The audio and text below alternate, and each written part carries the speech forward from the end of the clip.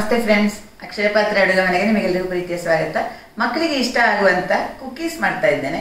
Cookies ಅಂದ್ರೆ ಭಾರತೀಯ ಶೈಲಿ ಕುಕ್ಕೀಸ್ ಅಂದ್ರೆ ನಮ್ಮ ನಾನ್ ಕಟಾಯಿ. ನಮ್ಮ ಊರಲ್ಲಿ ಇದನ್ನ ನಾನ್ ಕಟಾರ್ ಅಂತ ಕೂಡ ಕರೀತಾರೆ. ನಾನು ಸುಲಭವಾಗಿ ಮಾಡುವ ವಿಧಾನವನ್ನೇ ತೋರಿಸ್ತೇನೆ. ಓವನ್ ಇದ್ದು ಮಾಡಬಹುದು, ಓವನ್ ಇಲ್ಲದೆಯೂ ಮಾಡಬಹುದು. ಅದು ಸಹ ಗರಿ ಗರಿಯಾಗಿ ಬರುವಂತ ವಿಧಾನ, ಸುಲಭವಾಗಿ ಮಾಡುವ ವಿಧಾನವನ್ನು ನೋಡ್ಕೊಳ್ಳಿ.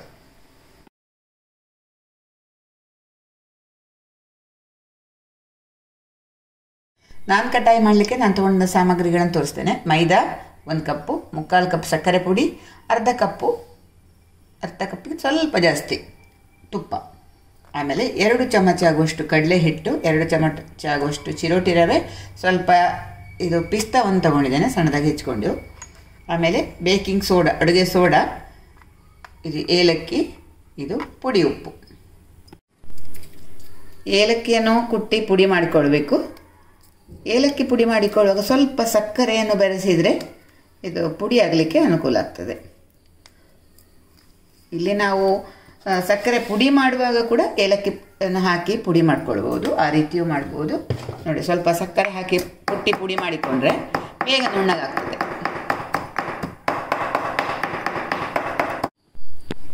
ಮೊದಲಿಗೊಂದು ಮಿಕ್ಸಿಂಗ್ ಬೌಲ್ ತಗೊಂಡು ಅದರಲ್ಲಿ ತುಪ್ಪವನ್ನು ಹಾಕ್ಕೊಳ್ಬೇಕು.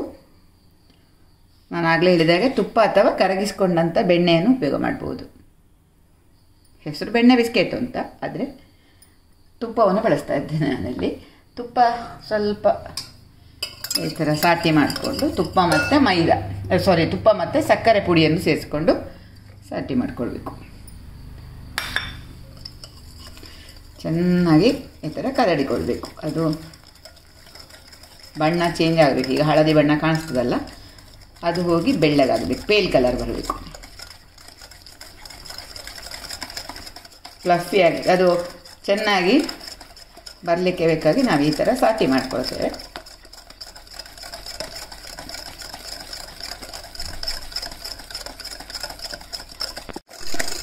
ಮಿಶ್ರಣದ ಒಳಗಡೆ ಚೆನ್ನಾಗಿ ಗಾಳಿ ಆಡಬೇಕು, ಆ ಥರ ಆಗಬೇಕು.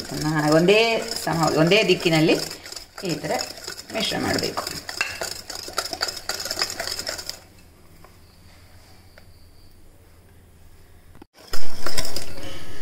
ಥರ ಆದರೆ ಸಾಕು. ಈಗ ಡ್ರೈ ಇಂಗ್ರೀಡಿಯೆಂಟ್ಸನ್ನು ಇದ್ರ ಜೊತೆ ಸೇರಿಸ್ಬೇಕು. ಈಗ ಡ್ರೈ ವಸ್ತುಗಳನ್ನು ಸ್ವಲ್ಪ ಜರಡಿ ಹಿಡ್ಕೊಂಡು ಹಾಕೋದು ಒಳ್ಳೆಯದು. ಮೈದಾ 2 ಚಮಚ ಆಗುವಷ್ಟು ಕಡಲೆ ಹಿಟ್ಟು,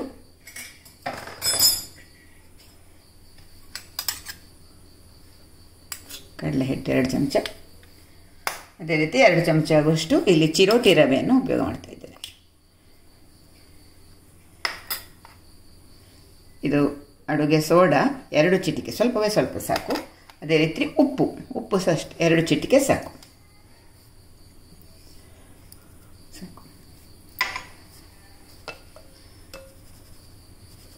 ನೋಡಿ, ಈ ಥರ ಚೆನ್ನಾಗಿ ಜರಡಿ ಮಾಡಿಕೊಳ್ಬೇಕು.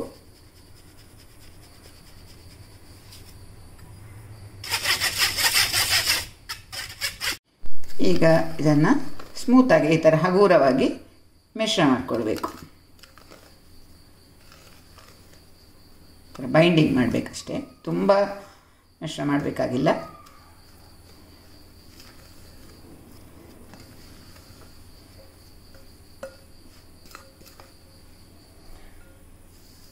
ಇದಕ್ಕೀಗ ನಾವು ಏಲಕ್ಕಿ ಪುಡಿ ಒಂದು ಸ್ವಲ್ಪ ಹಾಕೋಣ.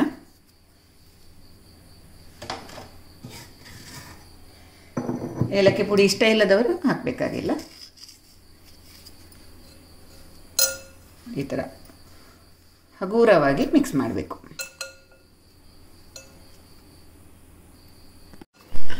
ಇದು ತುಪ್ಪ ಎಲ್ಲ ಸರಿಯಾಗಿದೆ. ತುಂಬ ಟೈಟ್ ಆದರೆ ಒಂದು ಚಮಚ ಎಲ್ಲ ಹಾಲನ್ನು ಸೇರಿಸ್ಕೊಳ್ಬೋದು ಅಥವಾ ತುಪ್ಪವನ್ನೇ ಸೇರಿಸ್ಕೊಳ್ಬೋದು. ಈ ಥರ ಬಾಲ್ ಥರ ಬಂದರೆ ಸಾಕು. ಇದನ್ನು ಒಂದು 10 ನಿಮಿಷ ಫ್ರಿಜ್ಜಲ್ಲಿ ಇಟ್ಟು ಕೂಡ ಬಳಸ್ಕೊಳ್ಬೋದು. ಅದು ಫರ್ಮ್ ಆಗ್ತದೆ. ಆವಾಗ 10 ನಿಮಿಷ ಈ ಹಿಟ್ಟನ್ನು ಫ್ರಿಜ್ಜಲ್ಲಿ ಬೇಕಾದ್ರೆ ಇಟ್ಕೊಳ್ಬಹುದು. ಆ ಹೊತ್ತಲ್ಲಿ ನಾವು ಓವನನ್ನು ಬಿಸಿ ಮಾಡಬೇಕು, ಪ್ರಿಹೀಟ್ ಮಾಡಬೇಕು. ಒಲೆಯಲ್ಲಿ ಮಾಡೋದಾದರೆ ಅದನ್ನು ಕೂಡ ತಯಾರು ಮಾಡಿಕೊಳ್ಬೇಕು, ಪಾತ್ರೆ ಬಿಸಿ ಮಾಡಿಕೊಳ್ಬೇಕು. OTGಯನ್ನು 170 ಡಿಗ್ರಿ ಸೆಲ್ಸಿಯಸ್ಸಿಗೆ ಒಂದು 10 ನಿಮಿಷ ಪ್ರಿಹೀಟ್ ಮಾಡಿಕೊಳ್ಬೇಕು.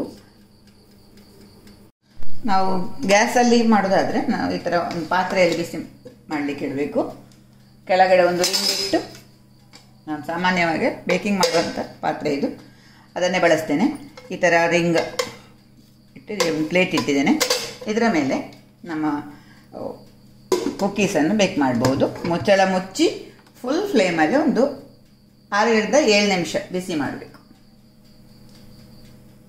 ನಾನ್ ಕಟಾಯಿ ಮಾಡಲಿಕ್ಕೆ ನಾನು ಬೇಕಿಂಗ್ ಟ್ರೇ ತಗೊಂಡಿದ್ದೇನೆ, ಓವನಲ್ಲಿ ಮಾಡಲಿಕ್ಕೆ. ಬೇಕಿಂಗ್ ಟ್ರೇಗೆ ನಾನು ಬೇಕಿಂಗ್ ಶೀಟನ್ನು ಬಳಸ್ತಾನೆ ಸುಲಭವಾಗಿ ತೆಗಿಲಿಕ್ಕೆ. ಇಲ್ಲಿ ನಾನು ಆಡಿ ಕಂಪನಿಯವರ ಈಕೋ ಬೇಕ್ ಪೇಪರನ್ನು ಉಪಯೋಗ ಮಾಡ್ತೇನೆ.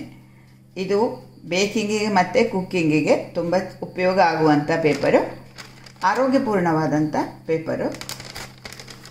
ಇದು ಈಕೋ ಫ್ರೆಂಡ್ಲಿ, ನೋಡಿ ಇಲ್ಲಿದೆ,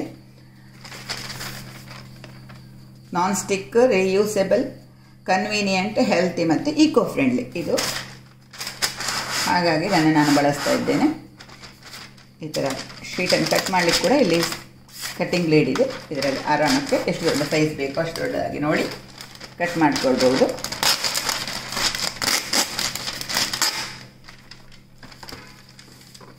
ಈ ಥರ ಬೇಕಿಂಗ್ ಟ್ರೇಗೆ ಇಡಬೇಕು.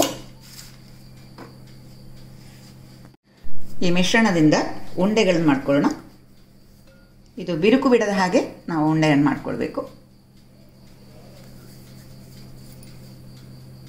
ಸ್ಮೂತಾದ ಉಂಡೆ, ಬೇಕಾದರೆ ಒಂದು ಸ್ವಲ್ಪ ಚಪ್ಪಟೆ ಮಾಡಿಕೊಳ್ಬೋದು. ಆಮೇಲೆ ಇದನ್ನು ಜೋಡಿಸ್ಕೊಳ್ಬೇಕು. ಉಂಡೆ ಒಂದೇ ಸಮನಾಗಿ ಬರಲಿಕ್ಕೆ ನಾವು ಒಂದು ಸ್ಪೂನನ್ನು ಬಳಸ್ಕೊಳ್ಬೋದು, ಒಂದೇ ಅಳತೆ ಬರಲಿಕ್ಕೆ.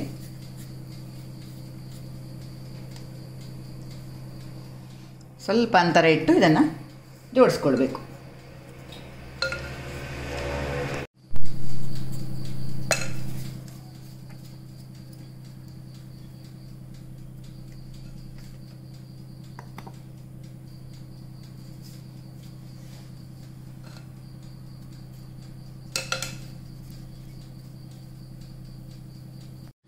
ನಾನ್ ಕಟಾಯಿ ಮೇಲೆ ಸ್ವಲ್ಪ ಪಿಸ್ತಾ ಚೂರುಗಳನ್ನಿಟ್ಟರೆ ಅಲಂಕಾರಕ್ಕಾಗಿ ಚೆನ್ನಾಗಿ ಕಾಣಿಸ್ತದೆ.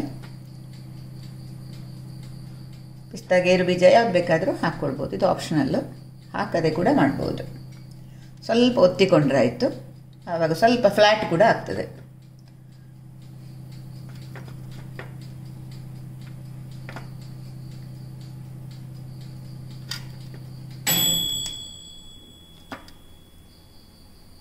ರೆಡಿ ಮಾಡಿದಂಥ ನಾನ್ ಕಟಾಯಿಗಳನ್ನು ಬೇಕ್ ಮಾಡೋಣ.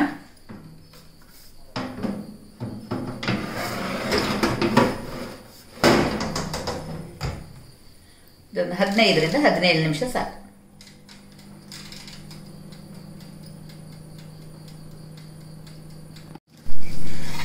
ನಾನು ಒಲೆ ಮೇಲೆ ಪಾತ್ರೆಯಲ್ಲಿ ಬೇಕ್ ಮಾಡಲಿಕ್ಕೆ ಒಂದು ಸ್ಟೀಲ್ ಪ್ಲೇಟ್ ತಗೊಂಡಿದ್ದೇನೆ. ಇದಕ್ಕೂ ಕೂಡ ಅಷ್ಟೇ ಆಡಿಯವರ ಈಕೋ ಬೇಕ್ ಲೈನರ್ಸ್ ಅಂತ ಸಿಗ್ತದೆ. ಇದರ ರೌಂಡ್ ಕಟ್ ಮಾಡಿದ್ದು ಇದು ಬೇಕಿಂಗಿಗೆ ತುಂಬ ಒಳ್ಳೆಯದಾಗ್ತದೆ. ನಮ್ಮ ಕೇಕ್ ಮಾಡಲಿಕ್ಕೆಲ್ಲ ಸಹ ಇದನ್ನು ಇಟ್ಟರೆ ಆಯಿತು ಅಷ್ಟೇ. ಕೇಕ್ ಪಾತ್ರೆಗೆ ಅಥವಾ ನಮ್ಮ ಕುಕ್ಕಿ ಮಾಡುವಂಥ ಪ್ಲೇಟಿಗೆಲ್ಲ ಈ ಥರ ಇಟ್ಟರೆ ಸಾಕು. ನೋಡಿ, ಅಡಿಗೆಯನ್ನು ಗ್ರೀಸ್ ಮಾಡಬೇಕಾದ ಅಗತ್ಯ ಏನಿಲ್ಲ. ಆಡಿ ಈಕೋ ಬೇಕನ್ನು ಇಲ್ಲಿ ಬಳಸ್ತಾ ಇದ್ದೇನೆ. ಇದರಲ್ಲೂ ಬೇರೆ ಬೇರೆ ಅಳತೆಯಲ್ಲಿ ಸಿಗುವಂಥ ಲೈನರ್ಸ್ಗಳಿವೆ. ಇದರ ಬಗ್ಗೆ ಹೆಚ್ಚಿನ ಮಾಹಿತಿಗಾಗಿ ಡಿಸ್ಕ್ರಿಪ್ಷನ್ ಬಾಕ್ಸನ್ನು ನೀವು ನೋಡ್ಕೊಳ್ಬಹುದು.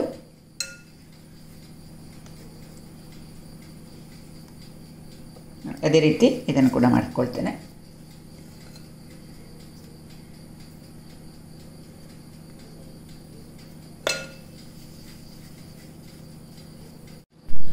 ಇದಕ್ಕೂ ಅಷ್ಟೇ ಪಿಸ್ತಾದಿಂದ ಸ್ವಲ್ಪ ಚಂದ ಮಾಡುವ.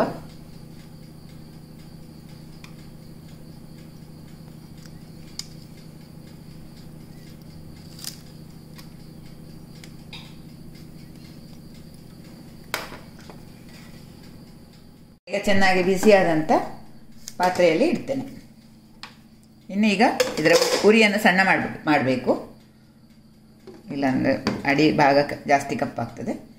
ಇನ್ನು ಉರಿಯನ್ನು ಸ್ವಲ್ಪ ಕಡಿಮೆ ಮಾಡಿ ಇದನ್ನು ಸಹ 10-15 ನಿಮಿಷ ಬೇಕ್ ಮಾಡಬೇಕು. 10-12 ನಿಮಿಷ ಸಾಕು. ಈಗ ಒಂದು 16 ನಿಮಿಷ ಆಯಿತು. ಇದು ಹದವಾಗಿ ಬೇಕಾದಾಗಿ ಕಾಣಿಸ್ತಾ ಉಂಟು ನೋಡಿ. ನಾವು ಓವನ್ ಇಲ್ಲದೆ ಪಾತ್ರೆಯಲ್ಲಿ ಮಾಡಿದಂಥ ಕುಕ್ಕೀಸ್ ಕೂಡ ನಾನ್ ಖಟಾಯಿ ಕೂಡ ಸರಿಯಾಗಿ ಬೇಕಾಗಿದೆ, ಬೆಂದಿದೆ. ಇದನ್ನು ಕೂಡ ನಾವೀಗ ತೆಗಿಬಹುದು. ತೆಗೆಯುವಾಗ ಸ್ವಲ್ಪ ಜಾಗ್ರತೆಯಾಗಿ ತೆಗಿಬೇಕಾಗ್ತದೆ. ನೋಡಿ, ಇದು ಕ್ರ್ಯಾಕ್ಸ್ ಎಲ್ಲ ಬಂದು ಹದವಾಗಿ ಬೇಕಾಗಿ ಚೆನ್ನಾಗಿ ಬಂದಿದೆ. ಇದು ಸಹ ಓವನ್ ಇಲ್ಲದೆ ಕೂಡ ಇದನ್ನು ಆರಾಮವಾಗಿ ಪಾತ್ರೆಯಲ್ಲಿ ಮಾಡ್ಕೊಳ್ಬೋದು.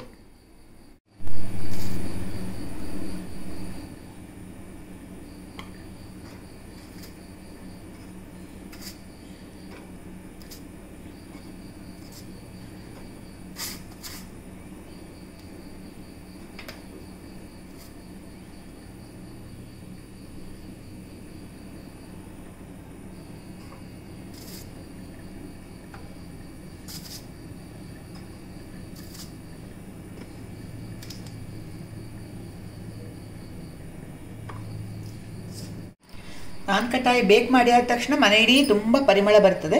ಅದಾದಮೇಲೆ ಅದನ್ನು ಇಳಿಸಿ ನಾವು ಈ ಥರ ಗ್ರಿಲ್ಲಲ್ಲಿ ಹಾಕಿಟ್ರೆ ತಣ್ಣಗಾಗ್ತದೆ. ತಣ್ಣಗಾದ್ಮೇಲೆ ಅಷ್ಟೇ ನಾವು ಇದನ್ನು ಓಪನ್ ಮಾಡ್ಬೋದು. ಇದರ ನೋಡಿ ಎಷ್ಟು ಗರಿ ಗರಿ ಬಂದಿದೆ ಅಂತ ನಾವು ನೋಡ್ಕೊಳ್ಬೋದು. ಸರಿಯಾದ ಪ್ರಮಾಣದಲ್ಲೆಲ್ಲವನ್ನು ಹಾಕಿದರೆ ಈ ಥರ ತುಂಬ ಗರಿ ಗರಿಯಾಗಿ ಬರ್ತದೆ. ನಮ್ಮನ್ನು ನಿರಂತರವಾಗಿ ಪ್ರೋತ್ಸಾಹಿಸುತ್ತಿರುವ ನಿಮಗೆಲ್ಲರಿಗೂ ಧನ್ಯವಾದಗಳು.